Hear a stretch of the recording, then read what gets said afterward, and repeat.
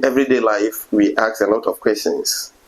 In the same way, as we seek to undertake research, we need to ask questions. This video is about research questions, which is part of the research proposal. What are research questions? Research questions are questions that the researcher asks in an attempt to address the research problem or to address the issue at stake. In asking the research questions, some of the words that can be used to begin are as follows: can, should, is, how, what, why, and others. There are two main kinds of research questions. The first one is the main research question, and the second is the subsidiary research question. The main research question is expected to reflect the title of the research, and it is also expected to reflect the research problem. Of course, the project topic or the title of the research is closely related to the research problem, and the two must both be reflected in the research question. That is the main research question. So when anybody looks at the research problem and looks at the main research question, there should be that kind of relation in them. Somebody even says that the research question is simply the research problem which is asked in question form. And I agree to that to a very large extent, because some of the works that I've done, my dissertations, I could see a close relationship between the research problem and the main research question, such that when the problem is turned into a question form, then it formed the research question. That is the main research question. Now, the subsidiary research questions are questions that arise from the main research question. In other words, the main research question is too big for us to deal with at a time. So we divide it or break it into pieces, and these pieces constitute the sub-questions or the subsidiary questions. There are some principles that I've been using over the years, and I would like to share with you, and I know that the principles will help you in formulating your research questions. The first principle is that each of the research questions or the subsidiary questions should be a distinct and researchable unit. When we pick any of the research questions, I'm talking about the subsidiary research questions, we should be able to research into it.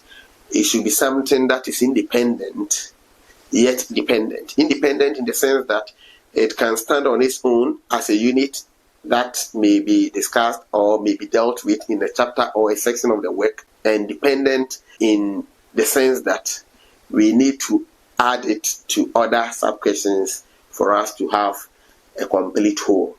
That is a complete set of questions for the research that we are conducting.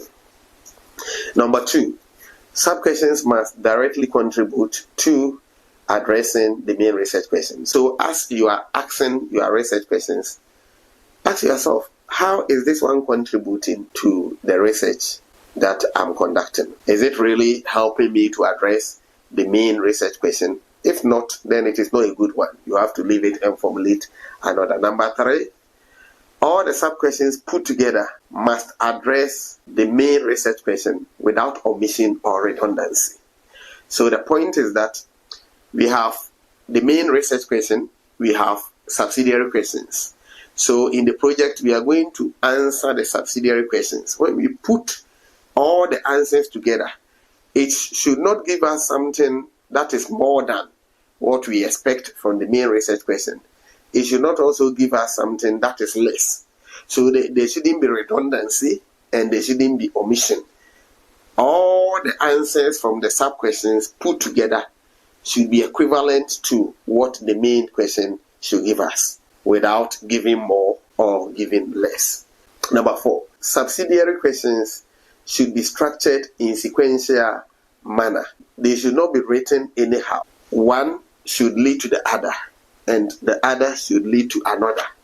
So there should be some kind of logical arrangement, logical chain of questions. And so at the end of the day, you need to sit down, having drafted your questions, to see how to arrange them. I often meet students who come to me with questions, then I realized that some of the questions are such that if they're able to answer them the way they want to answer them, then the project should end there. And yet they have put those questions as number 1 or 2 with others following. So I asked them, if you answer the first question, don't you think you have finished answering the main research question? And if that is the case, why put it at number 1? That question should go back a bit. So please order or arrange your questions well so that they can follow sequentially and at the end contribute to the work. Number 5, it is important to avoid the proliferation of research questions. What do I mean? You don't have to ask too many questions. Just ask about 3 to 5. At most 6 questions should be enough. But let me say that it is important also to discuss with your supervisor to know what exactly he wants you to do.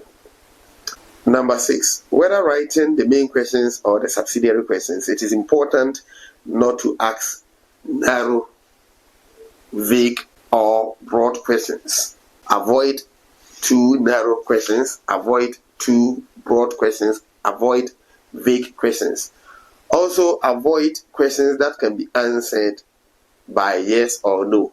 Don't write any question that can be answered by yes or no. It is not a good question for your research. Then finally, that is number 7. Questions should be clear concepts that contribute to knowledge in the area that you are dealing with. I've mentioned in one of my earlier videos that each research should contribute to knowledge. So the kind of questions that you ask will help you contribute to knowledge.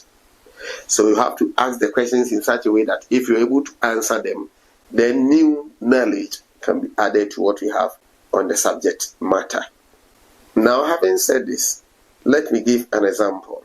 In this example, we are to imagine a study whose research problem is that there is misconception and confusion about the relationship between God's sovereignty and human responsibility among Shona Christians. The Shona community is found in Zimbabwe. Now, the questions for the research may be set as follows. The main research question: how might we explain or establish the relationship between God's sovereignty and human responsibility to address misconceptions and confusion among the Shona community? So you see how closely the main research question is related to the problem that I mentioned earlier. Now the subsidiary questions. Question number 1. What misconceptions exist in the Shona community regarding God's sovereignty and human responsibility? So as we begin, we are asking a question that will help us to appreciate the confusion and misconception that exists concerning the topic that we are talking about. So that is important. It is important for us to know the situation on the ground. And this question is helping us to deal with that. Question number 2. What are the views of key African philosophers and theologians on the sovereignty responsibility tension? So the Shona community is a community in Zimbabwe, in Africa. And so it is important also to know what the African perspective about the subject matter is, so that it will help to contextualize the theology that will be formulated later in the study. Number 3. What does the Bible teach about the doctrines of God's sovereignty and human responsibility? So we are doing theology, and it must be evangelical, and so there should be a strong biblical foundation. And this question will help us to lay that strong biblical foundation. Let me say that some supervisors will ask you to place the biblical aspect as question 1. It doesn't matter. It's okay. We can have the biblical aspect followed by the situation on the ground, then followed by what the African philosophers are saying and what follows. Number 4, how can God be sovereign and yet not be responsible for the choices that humans make? So here we are trying to deal with the tension that is inherent in the research problem or the research question, the main research question. So this is where we look at the tension. Then the last question is, how might we apply the findings from the research to address the confusion among the Shona community? I call this the height or the apex of the research. Once you answer this question, you have answered the main question and the research can come to an end.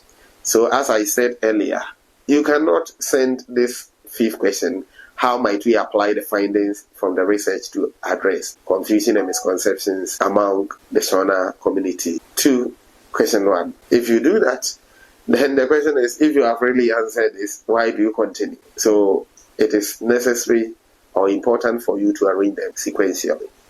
Now, to end this video, I want to add that the questions that we ask, the subsidiary questions, also reflects the kind of methodology that one is using. And so it is important for you to look at the methodological steps and see if each step can lead to a question. I cannot give details in this video, but later I'll come out with videos on methodologies, and in those videos we will see how the steps lead to the subsidiary questions.